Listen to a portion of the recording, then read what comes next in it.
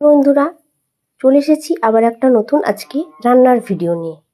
Actually রান্নাটা আমার মায়ের করে, তাই আজকে ভাবলাম আমি রান্না করব। আজ আমাদের একটু স্পেশাল রান্না হবে, তার জন্য আমি বলি না নিজে তৈরি করি। কোনোদিনও তো করিনি, প্রথমবার রান্না করব। কী রান্না করছি চলো তোমাদের সাথে শেয়ার করি। প্রথমে গ্যাসটা জ্বালিয়ে নিয়েছি, কড়াইটা বসিয়ে দিয়েছি। কড়াইটা গরম হয়ে গেলে কড়াইয়ে আমি তেজপাতা আর একটু শুকনো লঙ্কা দিয়ে গরম করে নেবো। তারপর আস্তে আস্তে আমি তেলটা ঢালব। তেলটা গরম হতে হতে এগুলো গরম হয়ে যাবে। গরম করতে করতে ওতে আমি একটু অ্যাড করব পেঁয়াজ, দেবো ডোমো ডোমো করে কেটে রেখেছি পেঁয়াজ। পেঁয়াজ কুচি দিয়ে দেবো। পেঁয়াজ কুচিটা ভালো করে লাল লাল মতো ভেজে নেবো। ততক্ষণ ভাজা হোক। আর ভাজাটা যাতে খুব তাড়াতাড়ি হয়ে যাক, তার জন্য একটু লবণ আর একটু নুন দিয়ে দেবো। খুব তাড়াতাড়ি ভাজাটা হয়ে যাবে। দেখো, বলতে বলতে ভাজাটাও হয়ে গেল, কত স্পিডে না। আর এখন কুইক রান্না হয়ে যায় সব কিছুতেই। ভালো করে পেঁয়াজটা ভাজা ভাজা হয়ে গেছে, আর একটু ভেজে নেব। তারপর আমি এতে মশলা অ্যাড করব। অ্যাকচুয়ালি রান্নার সব ডিটেলস মা বলে দিচ্ছে, আমি চেষ্টা করছি বানানোর জন্য, দেখি পারি কি না। দেখো, পেঁয়াজটা প্রায় লাল লাল মতো ভাজা হয়ে গেছে। বেশি লাল করব না, হালকা হালকা লাল, হালকা হালকা সাদা ভাব থাকবে।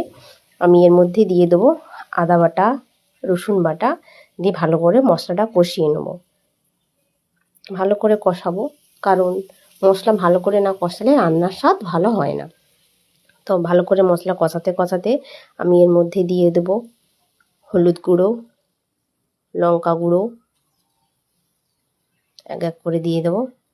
যতক্ষণ না মশলা থেকে তেল ছাড়বে ততক্ষণ কিন্তু কষাতেই থাকবো। আর তেল ছাড়া পর্যন্ত মশলাটা ভালো করে কষিয়ে নেব। চলো একে একে গুঁড়ো মশলাগুলো অ্যাড করে দিই। তোমরা তোমাদের মতো করে গুঁড়ো মশলা দিতে পারো, কোনো অসুবিধা নেই। যার যেটা, কেউ কাঁচা লঙ্কাও বাটাও দিতে পারো বা শুকনো লঙ্কা বাটাও দিতে পারো, যেটা নিজের স্বাদ মতো। দেখো, টমেটোটা অ্যাড করে দিলাম। টমেটোটা ভালো করে কষিয়ে নেব। কাঁচা ধনেপাতা দিয়েছি, তোমরা চাইলে উপর থেকে ধনেপাতা এমনিও দিতে পারো, বেটেও দিতে পারো। আমি এখানে কাঁচা ধনেপাতা অ্যাড করেছি। নুন নিয়ে দিলাম অল্প করে পরিমাণ মতো।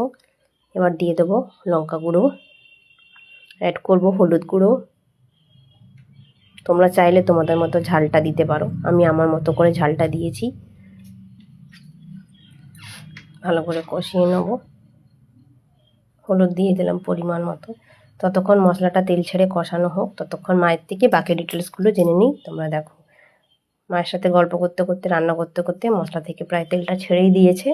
তো এবারে কি কি অ্যাড করব মা বলে দেবে, আমি এর মধ্যে দিয়ে দেবো। প্রথমবার রান্না করছি মায়ের মতো করে, চেষ্টা করছি। মা বাকিগুলো বলে দিচ্ছে। চলো, মশলা থেকে তেলটা ছেড়ে দিয়েছে, এবার আমি এর মধ্যে অ্যাড করে দেবো বাকি সবজিগুলো। সবজি ঠিক না, যেটা অ্যাড করবো সেটা দেখতেই পাবে। দেখো, কালারটা দেখেই এত সুন্দর লাগছে, যেন মনে হচ্ছে এখনই মশলাটা ভাজা খেয়ে নিই। কত সুন্দর লাগছে, লোভনীয় স্বাদের, খুব সুন্দর লাগছে কিন্তু দেখতে।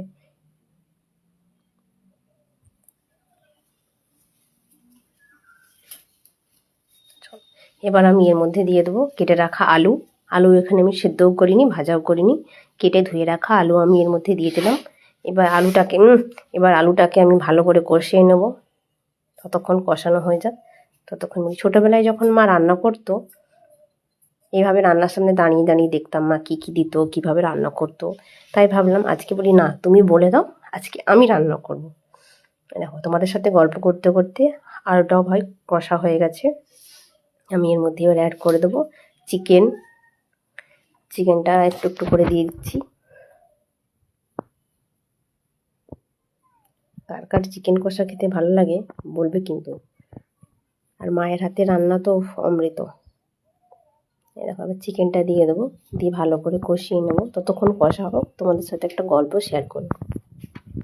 যখন বাড়িতে আগে ছোটোবেলায় চিকেন হতো, যে কি আনন্দ হতো। আজকে চিকেন রান্না হয়েছে, খুব মজা করে খাবো, চিকেন কষা খাবো, চিকেন ঝোল খাবো, চিকেনের গ্রেভি ও মেখে মুড়ি, খুব ভালো লাগতো ছোটোবেলায় এই জিনিসগুলো। দেখো, গল্প করতে করতে চিকেনটা প্রায় কষাও হয়ে গেছে। কষা কষা চিকেন বানাবো, তাই বেশি জল দেবো না। এইভাবে কষতে কষতে চিকেনটা প্রায় তৈরি হয়ে যাবে। কিছুক্ষণের জন্য এটাকে আমি কষিয়ে চাপা দিয়ে রেখে দেবো, যাতে ভালো করে গ্রেভিটা চিকেনের মধ্যে ঝাল মশলাগুলো হয়ে যায়, তাতে সুবিধে হবে রান্না করতে আর সুস্বাদু হবে। ততক্ষণ এটা হোক, ততক্ষণ আমি বাকি কাজগুলো করে নিই। অল্প পরিমাণে জল দিয়ে এটা আমি চাপা দিয়ে রেখে দেবো, বেশি জল দেবো না। চলো যতক্ষণ মাংসটা হবে ততক্ষণ বলি, তোমরা ওইভাবে বানিয়ে খেতে পারো। আর যদি কারো ভালো লাগে একটা লাইক কমেন্ট শেয়ার করে দিও, আর একবার বানিয়ে দেখবে, খুব খেতে ভালো লাগে এইভাবে। তো রান্না তো রেডি, এবার গরম গরম সার্ভ করে দিতে বলি, দিয়ে আমি খেয়ে নেবো। আমার তো দেখে খুব খিদে পাচ্ছে আর লোভ হচ্ছে। চলো তোমরা ভিডিওটা ততক্ষণ দেখো, আমি যতক্ষণ খেয়ে নিই। দেখা হচ্ছে পরের ভিডিওতে, ততক্ষণ সবাই সুস্থ থেকো, ভালো থেকো।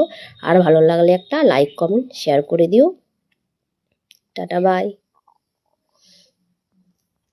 দারুণ ইয়াম্মি অ্যান্ড টেস্টি, জিভে লোভ লাগছে। কে কে খাবে চলে আসো।